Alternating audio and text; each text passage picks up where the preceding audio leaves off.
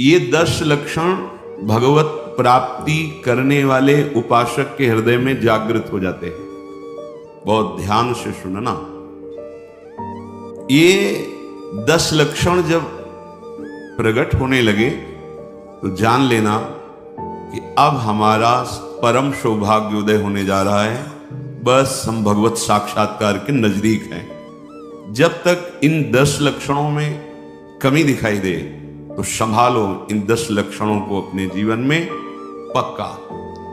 इन 10 का पूर्ण होना मतलब भगवत साक्षात्कार को होना।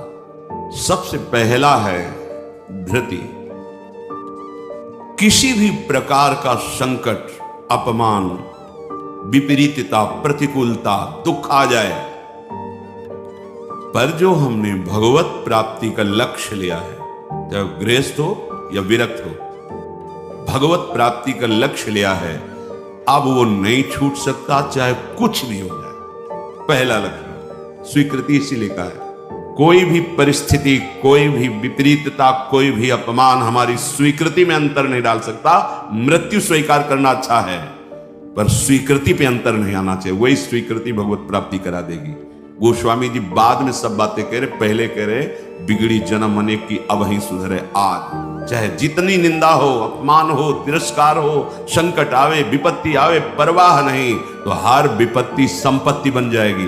देख लेना, लिखा है कि जो धैर्यवान होकर परमार्थ में चलता है तो लौकिक और पारलौकिक सिद्धियां और सफलता उसके चरणों में आ जाती है। श्री राधा किंकरी नाम लुठति चरण यो रद्भुता सिद्ध कोटि, करोड़ों प्रकार के वैभव सिद्धियां उसके चरण दास्ता में आ जाती, हाथ जोड़े खड़ी रहती है जब सेवा की आज्ञा हो। दूसरी बात, दूसरा लक्षण है क्षमा। अपने साथ बुराई करने वाले को दंड देने दिलाने की पूरी शक्ति रहने पर भी उसको दंड देने या दिलाने की भावना मन में भी ना आए और उसके हर अपराध को सहकर यथोचित चेष्टा करे कि उसको सुख पहुंचे, उसे भगवत साक्षात्कार, उसे क्षमा कहते हैं। करत जे अनशहन निंदक तिनहु पे अनुग्रह। ना इस लोक में तुम्हें दंड मिलेगा और ना परलोक में दंड मिलेगा। मेरे अपमान, मेरे निरादर, मेरी निंदा, मेरे तिरस्कार का तुम्हें कहीं दंड ना मिले। तुम्हारी बुद्धि शुद्ध हो, स्वस्थ रहो और भगवान प्रसन्न हो। ये है परमार्थ के पथिक का हृदय। विचार करो, कितना भी अपमान, कितना भी क्लेश या निंदा करे, उसके लिए ना मन से अमंगल भाव हो, ना वचन से हो। देखो पूरी शक्ति है, पर ऐसे ऐसे महापुरुष हैं कि अगर वो संकल्प कर ले तो क्या ना हो जाए। इतना उनके पास भजन बल है, तप बल है। साधारण आदमी उनका अपमान करके पीट के चला जाए, वो बताते भी नहीं कि किसने पीटा है, कभी नहीं। वो कभी लौट कर भी नहीं देखते किसने ऐसा क्यों किया है। क्यों? क्योंकि अगाध बोध संपन्न महात्मा जैसे अपने हाथ से, अपनी दांत से अपनी जिह्वा, अपने द्वारा कोई चेष्टा जो अपने को पीड़ा पहुंचा दे, किसको दंड देंगे? ऐसे वो आत्मस्वरूप सर्वत्र अनुभव करते हैं। इसलिए राग द्वेष रहित महात्मा के हृदय में ये आता ही नहीं है कि इसको दंड दिया जाए। क्षमा, पहला धृति, दूसरा क्षमा, तीसरा है दम। दम कहते हैं इंद्रियों को विषयों से हटाकर प्रभु में लगाना। अगर नाम जप कर रहे हैं आप और आपका लक्ष्य है कि मुझे प्रभु के चरणारविंद की प्राप्ति करनी है, तो आप इंद्रियों का दमन स्वाभाविक कर लेंगे। बहुत सरलता, सहजता से इंद्रियों का दमन हो जाता है। हमारी स्वीकृति ठीक नहीं है, इसलिए जैसे एक दिन एकांतिक में चर्चा हुई थी, आप वैष्णव हैं, आप भगवत दासत्व के चिन्हों से युक्त हैं, आप भगवत प्राप्ति का मार्ग स्वीकार किए हो, चाहे गृहस्थ चाहे विरक्त। अब आपके सामने मांस परोसा जाए, आप खाएंगे? बिल्कुल ना, अंदर से ना बाहर से चेष्टा ही नहीं होगी। क्यों? क्योंकि आपकी स्वीकृति नहीं है। ठीक है, मदिरा ना अंदर से ना बाहर से स्फुरण ही नहीं होगा उसको पाने का। क्यों? आपके अंदर स्वीकृति नहीं। लेकिन बेविचार, मैथुन, गंदी बात, क्या आपकी ऐसी स्वीकृति है जैसे मदिरा और मांस के प्रति है तो उसी पंक्ति में, पर आपने इसके लिए स्वीकृति छोड़ दी, आपने इसकी गुंजाइश रख ली।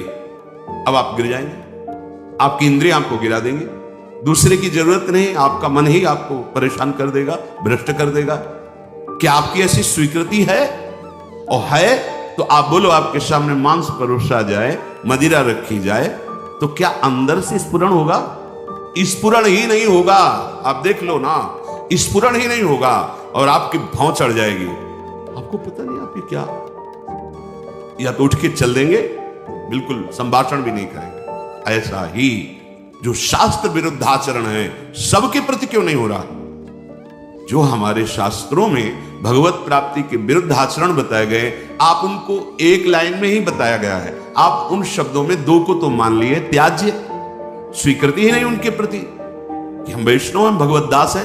तो फिर व्यभिचार, मैथुन, ये गंदी चेष्टाएं, इसको उस पंक्ति में क्यों आप स्वीकृति में रख लिए? आपने स्वीकृति की है, और यदि आपकी स्वीकृति वैसे है तो आप बोलो कैसे हो सकता है? वो दो बातें जो बोली कैसे आप स्वीकार नहीं कर सकते? प्रार्थना करने पर, एकांत में मिलने पर भी आप उन वस्तुओं का सेवन नहीं करेंगे क्योंकि आपकी स्वीकृति नहीं। ऐसे ही स्वीकृति आपकी भगवत प्राप्ति की है तो उसमें बाधक है, फिर आप उस बाधक क्रिया को, बाधक चेष्टा को एकांत में क्यों करते हैं? अपना नाश क्यों करते हैं? हमारा निश्चय है भगवत प्राप्ति, हम प्रभु से मिलने के लिए चले, तो जो प्रभु के भाव में डूबे हुए महापुरुष जनों ने निषेध किया, ये नहीं, उसको बिल्कुल वैसे ही देखो जैसे और निषेध पदार्थ है। चौथा, अस्तेय, चोरी का स्वभाव ना होना, मन से, वाणी से, शरीर से किसी भी प्रकार की चोरी ना करना। फूल लेने जा रहे हैं प्रभु, जनक जी के यहां निमंत्रण में आए हैं, विश्वामित्र जी को आमंत्रित किया गया है। फूल केवल है, कोई और वस्तु नहीं है। और आप देख लीजिए उस प्रसंग में प्रभु मालियों से पूछते हैं, क्या मैं अपने गुरु सेवा के लिए कुछ पुष्प ले सकता हूं? स्वीकृति। हमारा स्वभाव बिगड़ गया है, बहुत सावधानी की जरूरत है। सोचते हैं कि हम चोरी करके दूसरे का धन, दूसरे का सुखी हो जाएंगे, कभी नहीं होगे। अधर्माचरण करने वाला कभी, आपको थोड़ी देर हर्ष होगा, हर्ष शोक में परिणित हो जाएगा, शोक भयानक दुख पैदा कर देगा। बहुत सावधान, सिद्धांत को समझो और भगवत मार्ग में चले हो तो ऐसा होना ही नहीं चाहिए। पहला था धृति, दूसरा क्षमा, तीसरा दम, चौथा अस्तेय, पांचवा है शौच। शौच कहते हैं पवित्रता को। उपासक को बाहर और भीतर दोनों से पवित्र होना चाहिए। आप बाथरूम तो बंद ही होते हैं, उचित वस्त्र धारण कर लो, या जैसा हाथ धो लिए, या से हाथ धो लिए, कुल्ला